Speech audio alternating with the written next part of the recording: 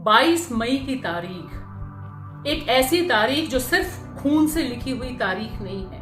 वह एक ऐसी तारीख है जिससे हमेशा यह याद आएगा कि जब हुक्मरान सत्ता में बैठे लोग कत्लेआम को अंजाम देना चाहते हैं तो किस तरह से पूरा पुलिस प्रशासन, यहां उत्तर प्रदेश की पीएसी सांप्रदायिक कत्लेआम को, नरसंहार को अंजाम देती है।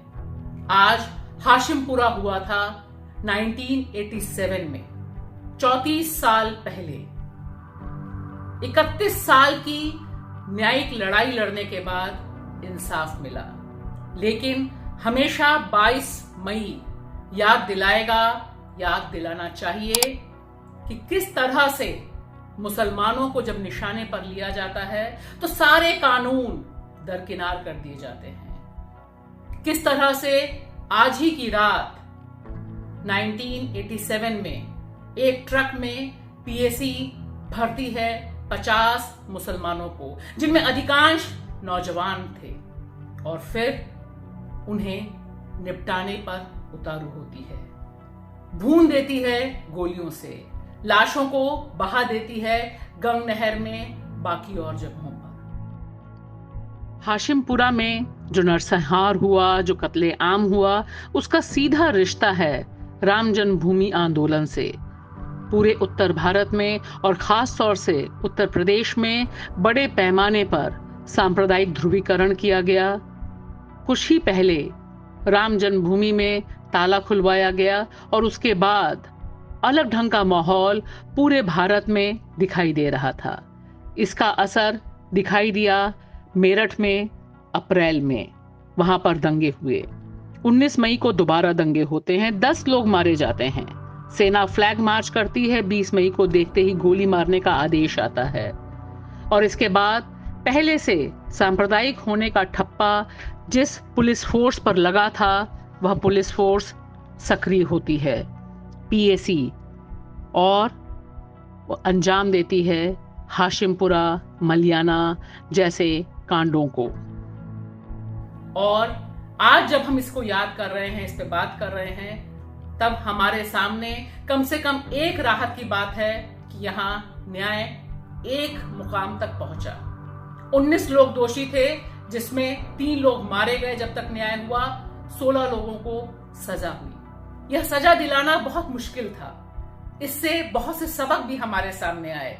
सजा दिलाने में जिन्होंने अहम भूमिका अदा की, ऐसी ही तेज तर्रार वरिष्ठ वकील वृंदा ग्रोवर से हमने बातचीत की। इसमें वृंदा ग्रोवर, हाशिमपुरा के लोग और बाकी और जो पूरे संगी साथी लोग थे जो जुड़े हुए थे, उनका बहुत अहम योगदान है।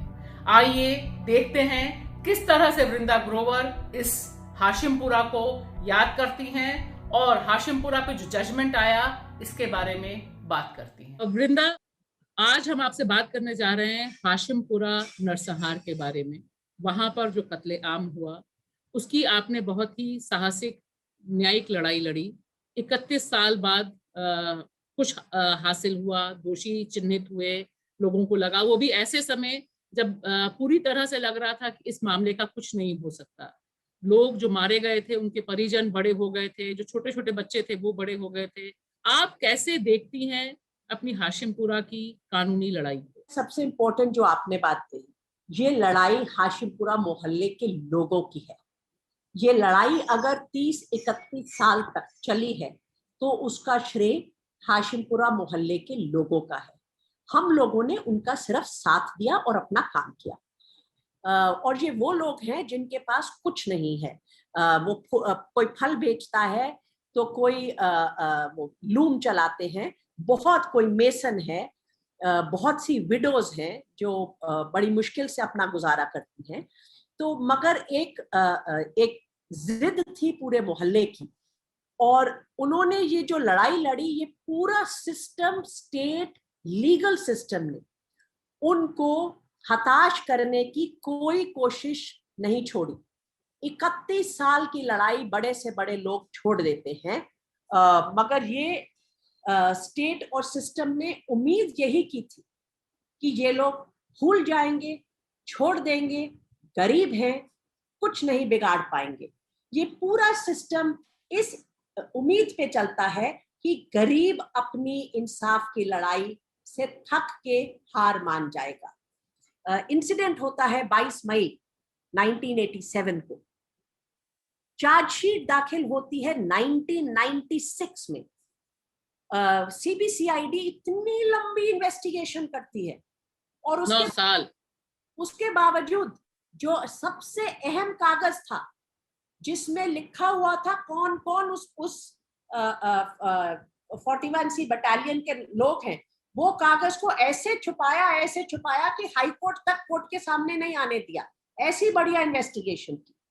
उसके बाद ये मुकदमा फिर भी शुरू नहीं होता है जब तक कि ये 2000 में ट्रांसफर नहीं होता है सुप्रीम कोर्ट के द्वारा दिल्ली, और इसका एविडेंस का रिकॉर्डिंग 2005 में शुरू होता है।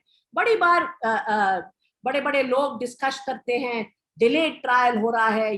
कभी इंटरेस्टिंग बात है कि हाशिमपुरा का केस लोग नहीं जिक्र करते क्योंकि उसमें जस्टिस की उम्मीद एक मुसलमान मोहल्ले के गरीब लोगों को थी।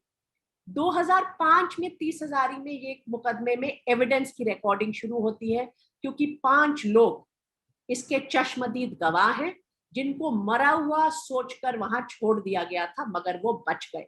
यानी 1987 में जो नरसंहार होता है, किलिंग होती है, कोल्ड ब्लडेड मर्डर होता है पीएसी और पुलिस के द्वारा, उसकी रिकॉर्डिंग 2005 में शुरू होती है। ये आपका इंडियन लीगल सिस्टम है जिसपे हिंदुस्तान का आवाम बहुत भरोसा करता है। क्यों करता है इसका जवाब तो किसी के पास है नहीं क्योंकि ये रीजन के बियॉन्ड है जी। उसके बाद वो गवाहियां होती हैं, अक्विटल हो जाता है ट्रायल कोर्ट में। 19 के 19 लोग बाहर हो जाते हैं। बिल्कुल 19 पीएसी के लोग, उसमें से 3 केस के चलते इंक्लूडिंग सुरेंद्र पाल सिंह जो उसके बटालियन के मुख्य थे, एसपी थे, वो मर जाते हैं उसके चलते। 16 लोगों का अक्विटल हो जाता है क्योंकि अदालत कहती है भाई कौन वो लोग थे, हमको ये मालूम है कि वो पीएसी की बटालियन थी, हमें ये मालूम है कि इनकी हत्या पीएसी ने की है और हत्या करके उनको फेंक दिया है गंग नहर में, मगर वो कौन सी पीएसी की बटालियन थी। अब ये बिल्कुल सब जानते हैं कि पीएसी जब भी डिप्यूट होगी, कोई भी पुलिस कहीं भी डिप्यूट हो, उसमें कौन डिप्यूट होता है, कौन कहाँ जाता है, किसको आर्म्स दिए जाते हैं, कौन सा ट्रक उनको लेके जाता है, ये सब लॉग बुक में, व्हीकल लॉग बुक में डॉक्यूमेंट करते हैं। हर थाने में ये रजिस्टर मेंटेन होते हैं। अब ये बात तो उनको मालूम है, जो बच गया वो तो पहचानता नहीं है, जानता नहीं है कौन लोग हैं, और वो यही सोच रहे थे कि चलो ज्यादा से ज्यादा बोल देंगे पीएससी है, मगर पहचानेंगे कैसे। वो एक कागज में लिखा हुआ होता रहता है कि कौन की एंट्री होती है बाकायदा, वो एंट्री को कोर्ट में नहीं पेश किया गया। जब हाई कोर्ट में हम लोग अपील में गए, मेरे साथ वकील रिबेका जॉन थी इसमें, जो अपील में विक्टिम्स की वकील रही, और मैं एनएचआरसी की वकील थी। एनएचआरसी की तरफ से हमने जब एप्लीकेशन लगाई कि इसमें कुछ एविडेंस को दबाया गया, और वो एविडेंस में हमने इस एंट्री का जिक्र किया जो जीडी उनके जनरल डायरी, वो कागज को दोबारा हाई कोर्ट के बार बार सख्त आदेश देने के बाद वो जीडी एंट्री कागज एंट्री मिल गई और वो कोर्ट में उनको मजबूरन पेश करनी पड़ी। तो ये किस साल उन्होंने पेश किया, कुछ अंदाजा? 2018 का ये है, तो ये अबाउट 2017 या अर्ली 2018 में, अक्टूबर 2018, ये 2017 में होगा जी। और ये तब जब आप, ये सीबीसीआईडी है, इसमें एक्चुअली रियल पॉइंट ये सिर्फ पीएससी की बात नहीं है, आपके देश की इन्वेस्टिगेटिंग एजेंसी की क्या इंडिपेंडेंस है। वो इन्वेस्टिगेटिंग एजेंसी एविडेंस को सप्रेस कर रही है या सामने ला रही है। आपको अगर आप पर अटैक स्टेट फोर्सेस से होता है तो आपके इन्वेस्टिगेशन का विश्वास किस पे किया जा सकता है, ये बहुत बड़ा सवाल निशा बन चुका है इस देश में आज। और उस एविडेंस की बिना पे दोबारा उनका एविडेंस थोड़ा सा रिकॉर्ड किया गया और उसके भरोसे उनको फिर कन्विक्ट किया गया 2018 के अक्टूबर में, और अब अपील सुप्रीम कोर्ट में उन सब की डाली हुई हैं और वहां पर अभी हमारी बहस करनी बाकी है। हाशिमपुरा का जो पूरी लड़ाई चली, इससे क्या सबक मिलता है और आज की तारीख में किस तरह से आप हाशिमपुरा के इस फैसले को देखती हैं? क्या ये बाकी और मामलों में कुछ उम्मीद की किरण जगाता है? हाशिमपुरा को हमें समझना चाहिए, ये इंडिपेंडेंट इंडिया का उस समय तक का सबसे बड़ा कस्टोडियल कम्युनल किलिंग था।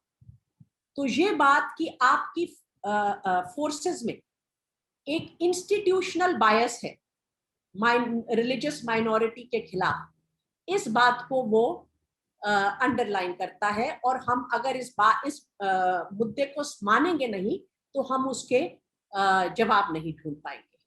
तो एक तो हमें at an institutional level state को इस बात को समझना होगा, और ये एक आज की प्रॉब्लम नहीं है, ये प्रॉब्लम काफी समय से हमारे साथ है। जहां तक लोगों का सवाल है, एविडेंस जो है वो हमारा जो सिस्टम है उसमें कौन कब बाहर जाता है, कौन क्या करता है, किसके पास किस टाइम पे आप बाहर जाएंगे थाने में, ये सब का एक रिकॉर्ड रहता है। मगर ये रिकॉर्ड स्टेट की कस्टडी में है। हमारे देश में इंडिपेंडेंट इन्वेस्टिगेटिंग एजेंसी आज है कि नहीं, इसके ऊपर हमें बहुत सीरियसली सोचना होगा। पुलिस रिफॉर्म नाम की एक बात चलती रहती है। मेरा पुलिस रिफॉर्म से ज्यादा मुझे वो शब्दावली में प्रॉब्लम होती है। मेरे हिसाब से सही कैंपेन होना चाहिए पुलिस अकाउंटेबिलिटी का। क्योंकि एक हाशिमपुरा का एक बहुत इंटरेस्टिंग बात जो निकली, मैंने और हाशिमपुरा के लोगों ने, हम सब ने मिलके 100 से ऊपर राइट टू इंफॉर्मेशन एप्लीकेशंस डाली थी बहुत टाइम पहले, कोई 2005-6 के आसपास। हमने पूछा कि क्या आपने कोई इंटरनल डिसिप्लिनरी इंक्वायरी करी, डिपार्टमेंटल इंक्वायरी करी? आखिर 16 लोगों के खिलाफ चार्जशीट फाइल, 19 लोगों के खिलाफ चार्जशीट फाइल हुई है, वो भी 302 मर्डर और क्रिमिनल कॉन्स्पिरेसी की। बहुत इंटरेस्टिंग जवाब मिले। इन सब के ऊपर थोड़े देर तक इंक्वायरी चली और 1.5 साल के अंदर अंदर सबको वापस रीइंस्टेट किया गया। जब ये केस चल रहा था उनके खिलाफ, मर्डर का केस जिसमें 40 से ज्यादा लोगों का इन्होंने मर्डर किया है, उस समय ये सब अक्यूज्ड एक्टिव सर्विस में थे हिंदुस्तान में, और अलग अलग जगह इनकी पोस्टिंग्स होती थी। वो आर्म्ड पुलिस का काम कर रहे थे और साथ साथ उनके ऊपर मर्डर विद क्रिमिनल कॉन्स्पिरेसी का मुकदमा चल रहा था। क्योंकि सिस्टम जो इंटरनल मैकेनिज्म है, बड़ी बार आप आला पुलिस अफसर कहेंगे हमारा इंटरनल सिस्टम ऑफ इंक्वायरी है, आप मोरल खराब कर रहे हैं पुलिस वालों का, पुलिस फोर्स कैसे प्रोटेक्ट करेगी आपको, देश की प्रोटेक्शन चाहिए, फलान ढिमकान। मेरे पास कागजी सबूत है उस आरटीआई एप्लीकेशन के कि ये इंटरनल मामला बिल्कुल एक फ्रॉड है, सबको आपने रीइंस्टेट कर दिया। और आप मेरे पास इनके एनुअल कॉन्फिडेंस रिपोर्ट्स भी हैं सबके, उनमें आप 1986-87 का देख लीजिए, 88 का देख लीजिए, जिक्र नहीं है कि ऐसा कुछ हुआ है, बल्कि उसमें लिखा है कुश्ती में मेडल जीत के आए हैं, बहुत अनुशासित सिपाही हैं। तो जो इंटरनल सिस्टम ऑफ पुलिसिंग है वो टोटली कॉम्प्रोमाइज्ड है, उसको अकाउंटेबिलिटी से कोई इंटरेस्ट नहीं है। तो वो दो सिस्टम्स काम नहीं कर रहे हैं। फिर आता है लीगल सिस्टम, यहां पर इन्वेस्टिगेटिंग एजेंसी का सवाल पैदा होता है और एविडेंस का सवाल पैदा होता है। हमारे को स्ट्रक्चरली एक ऐसी इन्वेस्टिगेटिंग एजेंसी क्रिएट करनी पड़ेगी जो इस सब नेटवर्क से बाहर होगी, जो पॉलिटिकल पार्टी जो रूल कर रही है उसके भी बाहर होगी। ऐसा नहीं है कि ऐसे सिस्टम्स है नहीं दुनिया में, बहुत उदाहरण है, मगर हम बनाते नहीं है क्योंकि स्टेट को इसमें इंटरेस्ट नहीं। अगर हाईकोर्ट का जजमेंट इन बातों को बिल्कुल साफ तरीके से इंस्टीट्यूशनल बायस की बात करता है, कस्टोडियल किलिंग्स की बात करता है, और बहुत सालों से लॉ कमीशन रिपोर्ट कह रही है कि ये बर्डन ऑफ प्रूफ को बदलना चाहिए। अगर कस्टडी में डेथ हुई है तो बर्डन ऑफ प्रूफ पुलिस वाले पे है, मुझ पे नहीं होना चाहिए। आप साबित कीजिए मैं आपकी कस्टडी में कैसे मरा। और कस्टडी केवल जेल नहीं होती है, हाशिमपुरा एक कस्टोडियल डेथ थी क्योंकि वो मुझे ट्रक में डाल के ले गए थे।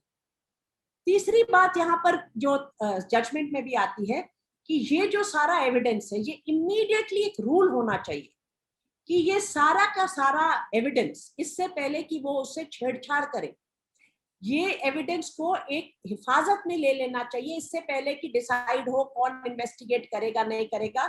इमीडिएटली ये सब कुछ हिफाजत में लेके कहीं पर रखना चाहिए, और जो लोग उसमें जिनके ऊपर अंदेशा भी हो रहा है उनको इमीडिएटली वहां से हटाना चाहिए। ये नहीं होता है। ये सब लर्निंग्स हैं हमारी, मगर विक्टिम्स जो होते हैं उनके पास रिसोर्सेज नहीं होते। कॉम्पेंसेशन के लिए भी लड़ना पड़ता है। इसमें कॉम्पेंसेशन बहुत साल बाद, जब मुलायम सिंह यादव की सरकार आई थी तब कॉम्पेंसेशन मिला था पहली बार। उससे पहले 20-20 हजार मिले, जिससे किसी का घर का चूल्हा भी नहीं ज्यादा दिन चलता। और कई परिवार ऐसे थे जिसमें बेटा हस्बैंड दोनों मार दिए गए थे, क्योंकि ये जब स्टेट टेररिज्म इस तरह का होता है तो वो एक इनडिस्क्रिमिनेट किलिंग चलती है, जो लपेट में आ गया। तो इसमें बहुत सी लर्निंग्स हैं हमारे लिए और स्टेट के लिए, और क्लियरली ये दिखाता है कि स्टेट का जो प्रेजेंट ढांचा है वो बहुत हद तक कॉम्प्रोमाइज हो जाता है और कंप्लिसिट हो जाता है अक्यूज्ड के साथ, जो मेन इन यूनिफॉर्म है। लेकिन आपने ये बात बहुत अच्छी कही कि जो पीड़ित है, और खासतौर से यहाँ पे जो हाशिमपुरा का परिवार है, जो पूरा का पूरा इलाका है जिन्होंने अपने लोगों को खोया, उन्होंने हिम्मत नहीं हारी, क्योंकि उनके पास इस आशा के अलावा कुछ नहीं था कि उन्हें अदालत से मदद मिलेगी। और मुझे लगता है अदालतों को भी इस बात का भान होना चाहिए कि कितने बड़े पैमाने पर लोग उनसे अभी भी आशा करते हैं, और शायद ये बहुत जरूरी है हमारे और आपके और इस लोकतंत्र के जिंदा रहने के लिए। शुक्रिया।